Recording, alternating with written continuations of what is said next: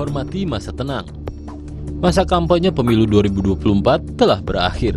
Saatnya memberi kesempatan rakyat menimbang lebih dalam kandidat yang akan dipilih pada 14 Februari. Guna mewujudkan hal itu, sejumlah ketentuan telah dibuat sepanjang masa tenang yang berlangsung 3 hari dan telah dimulai hari Minggu kemarin. Undang-Undang Nomor 7 Tahun 2017 tentang Pemilu, misalnya, melarang tim kampanye menjanjikan atau memberi imbalan kepada pemilih untuk memilih calon tertentu selama masa tenang. Media massa dilarang menyiarkan berita, iklan atau rekam jejak peserta pemilu yang mengarah pada keuntungan ataupun kerugian peserta pemilu. Netralitas aparat juga amat ditekankan di periode ini.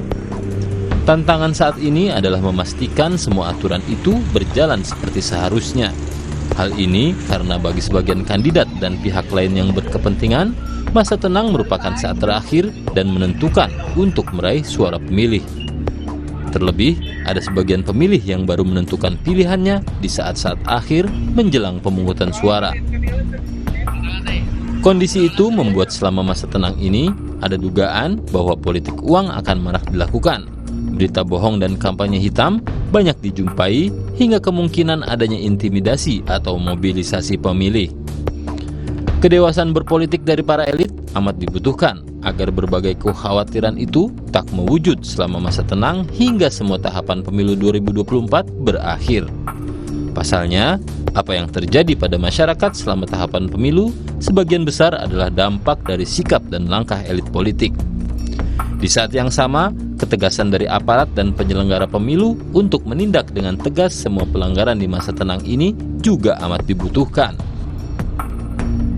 Bagi penyelenggara pemilu, masa tenang ini juga menjadi saat terakhir untuk memastikan bahwa pemungutan suara akan berjalan dengan lancar dan aman. Terkait hal itu, penting memastikan logistik pemilu sudah terdistribusi sesuai target. Pengecekan kesehatan petugas pemungutan suara di lapangan juga mesti dipastikan berjalan efektif.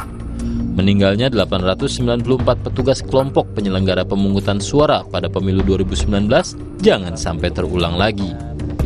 Sejumlah problem yang muncul dalam pemungutan suara di luar negeri, seperti membludaknya pemilih dan pengiriman surat suara yang salah alamat, tidak hanya mendesak untuk dituntaskan. Namun, hal itu juga menjadi peringatan awal agar hal serupa tak terjadi di pemungutan suara pada 14 Februari. Akhirnya, apa yang terjadi di masa tenang ini menjadi salah satu penentu kesuksesan pemilu 2024. Memberi kesempatan seluas-luasnya kepada calon pemilih untuk menimbang tanpa tekanan apapun akan membantu mereka menggunakan haknya dengan penuh kesadaran di pemilu 2024. Jika ditambah oleh teknis penyelenggaraan pemilu yang berjalan lancar, apapun hasil pemilu 2024 akan lebih mudah diterima semua pihak dengan jiwa besar. Semoga.